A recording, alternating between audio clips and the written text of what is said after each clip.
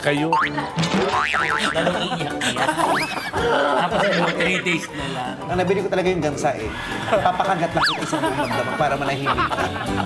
Kanina nung nadaanan ka namin, di ba dalawa lang kayo doon, tapos wala ka namang kausap. Ano iniisip mo? Iniisip ko po kung paano ko makapunta sa asawa ko.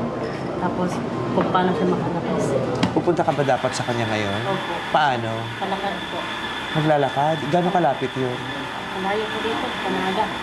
Sa Naga pa, mga ilang oras ka maglalakad? 6 na oras dito.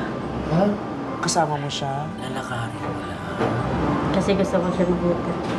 Pero lalabas naman na siya, okay na siya. Kailangan na lang babayaran yung ospital. Pero okay na siya. O hindi pa din? Hindi pa siya okay?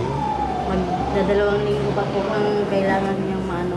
Kasi kailangan mabili ng gamot. Ng 1.8 kasi po yung gamot niya.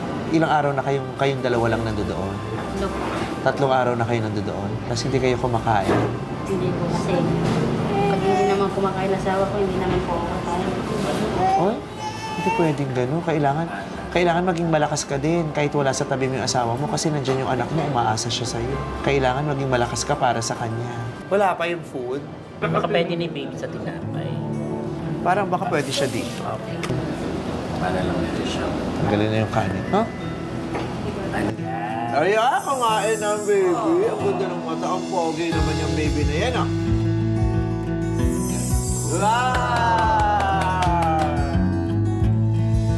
Kung maglalakad ka papuntang Naga, kasama mo siya? Eh, paano pag umulan? 6 hours. Ayan na, ate, oh. Oh, galing!